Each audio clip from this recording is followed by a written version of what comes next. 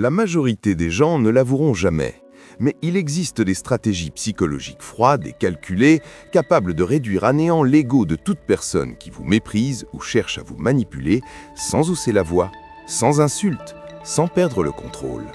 Ce que vous allez découvrir aujourd'hui n'est pas un simple conseil bienveillant, c'est un ensemble de méthodes redoutables, parfois dérangeantes. Si vous êtes facilement heurté, fermez cette vidéo maintenant. Ici, on ne parle pas de bonne manière, on parle de reprendre l'ascendant dans un monde où les manipulateurs se dissimulent derrière des sourires polis, des compliments creux et des rapports de force invisibles. Ils ne vous regardent pas pour vous apprécier, mais pour vous disséquer. Ils scrutent la moindre faiblesse, une hésitation, un besoin de reconnaissance, une peur de déplaire. Dès qu'une faille apparaît, ils s'y engouffrent.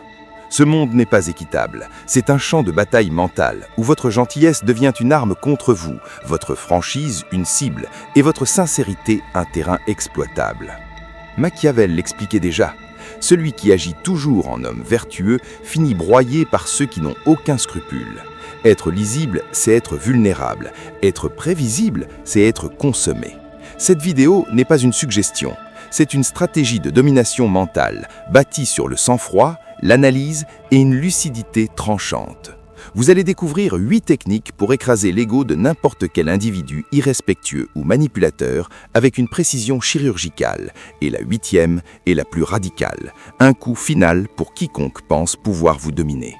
Préparez-vous, le jeu change maintenant. Technique numéro 1, devenir un miroir impitoyable. Les manipulateurs veulent provoquer sans jamais s'exposer. Ils cherchent votre réaction pendant qu'ils restent hors de portée. Refusez le rôle qu'ils vous assignent. Renvoyez-leur exactement ce qu'ils projettent. Exemple, en réunion, un collègue lâche « Franchement, on dirait que tu n'as rien compris au projet ». La réponse classique serait la défense ou la colère. La vôtre sera différente. « C'est intéressant. Je pensais la même chose. Tu peux préciser ce qui te semble flou ?» Puis, vous vous taisez. Vous venez de retourner l'attaque, vous n'avez pas mordu à l'hameçon. Vous l'avez forcé à s'exposer. Son assurance vacille, car il doit maintenant se justifier. Il pensait prendre le dessus, mais la pression a changé de camp. Les manipulateurs vivent de vos réactions. En les privant d'émotion, vous fissurez leur contrôle. Même logique avec un ami qui vous rabaisse devant les autres. Intéressant, tu fais souvent ce genre de remarques. Qu'est-ce qui t'amène à ça? Le silence qui suit est dévastateur. Ils se trahissent seuls. En devenant un miroir, vous transformez leur attaque en piège. Technique numéro 2, devenir un mur émotionnel. Les manipulateurs se nourrissent de vos émotions comme des parasites. Colère, gêne, justification, voilà leur carburant. Supprimez-le. Imaginez quelqu'un qui lance devant tout le monde « De toute façon, on ne peut jamais compter sur toi ». La réaction attendue serait l'excuse ou la riposte. Vous répondez simplement « D'accord ». Puis silence. Vous venez de les affamer. Ils cherchaient une réaction, ils n'ont rien. Le malaise leur revient de plein fouet. Être un mur ne signifie pas être froid intérieurement. Cela signifie que vous choisissez quand et à qui vous donnez accès à vos émotions. Face à eux, vous êtes imprenable. Vos émotions sont une ressource stratégique, pas un cadeau. Technique numéro 3, reprendre le pouvoir du temps. Les manipulateurs adorent l'urgence. Ils veulent vous forcer à répondre vite pour circuiter votre réflexion. Refusez leur tempo. Message reçu, j'ai besoin de toi tout de suite, c'est d'urgent. Au lieu de répondre immédiatement, vous attendez. Puis, j'étais occupé, quelle est l'urgence? Vous venez de casser leur rythme, leur pression s'évapore. En face à face, dites simplement, je vais y réfléchir. Puis, passez à autre chose. Le temps est une arme. Les dominants ne se précipitent jamais, ils choisissent le moment. En ralentissant, vous gagnez l'avantage pendant que l'autre s'impatiente et se dévoile. Technique numéro 4, prouvez que vous pouvez disparaître. Le pouvoir du manipulateur repose sur votre peur de perdre une relation, une opportunité, une validation. Détruisez cette illusion. Quelqu'un vous dit « Après tout ce que j'ai fait pour toi, tu me fais ça ?» Au lieu de vous justifier, vous répondez simplement « Je vois ». Puis vous vous retirez. Silence radio. Vous venez de montrer que vous n'êtes pas dépendant. En devenant moins disponible, vous reprenez l'ascendant. Dans une relation toxique, ne débattez pas. Posez votre limite et partez. Leur certitude de vous contrôler s'effondre. Machiavel l'affirmait. Mieux vaut inspirer la crainte que la dépendance. Le silence et la distance créent cette crainte sans un mot.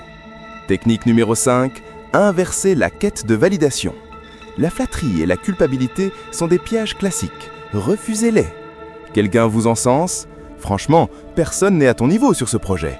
Vous répondez « Merci, l'équipe a fait un excellent travail ». Puis vous changez de sujet. Vous venez de couper court. Aucune gratification émotionnelle. S'ils utilisent la culpabilité, je comprends, mais non. Pas d'explication, pas de justification. Les manipulateurs ont besoin de votre reconnaissance. Quand vous la retirez, ils commencent à courir après. Et à ce moment-là, c'est vous qui menez. Technique numéro 6, devenir insaisissable. La clarté excessive vous rend vulnérable. L'ambiguïté est une armure. Alors, tu signes ou pas? Réponse, on verra comment ça évolue. Ils insistent, ça dépend. Vous ne leur donnez rien. Votre flou les oblige à parler, à se dévoiler. Vos mots ne sont plus des fenêtres, mais des murs. Être mystérieux n'est pas être indécis, c'est être stratégique. Technique numéro 7, jouer l'ignorant. Ils s'attendent à une résistance, offrez-leur autre chose. Tu n'es pas assez intelligent pour comprendre ça. Réponse calme, possible, tu peux m'expliquer? Vous venez de retourner la situation. Ils doivent maintenant prouver leur supériorité. Souvent, ils échouent. Vous gagnez en laissant l'autre se trahir. Technique numéro 8, le sabotage silencieux. La plus dangereuse. Vous ne confrontez pas, vous sapez. Un supérieur dit « Ton travail est correct, sans plus ». Vous souriez « Merci pour le retour ». Juste pour être sûr, c'est bien toi qui avais validé cette approche? Vous plantez un doute, rien d'agressif, mais l'image de supériorité se fissure. Les manipulateurs sont obsédés par leur statut. En touchant à leur image, vous les poussez à l'erreur. Le sabotage discret est invisible. Vous semez, leur ego fait le reste. Vous n'êtes plus la même personne qu'au début. Vous ne réagissez plus, vous analysez. Vous ne cherchez plus à plaire, vous choisissez.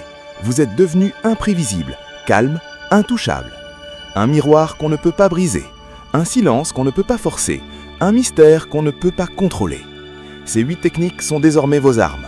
Le pouvoir ne s'excuse pas, il s'impose. Si vous êtes prêt à devenir indéchiffrable, écrivez « Je suis indéchiffrable, je suis intouchable ». Parce qu'à partir de maintenant, c'est vous qui menez la danse.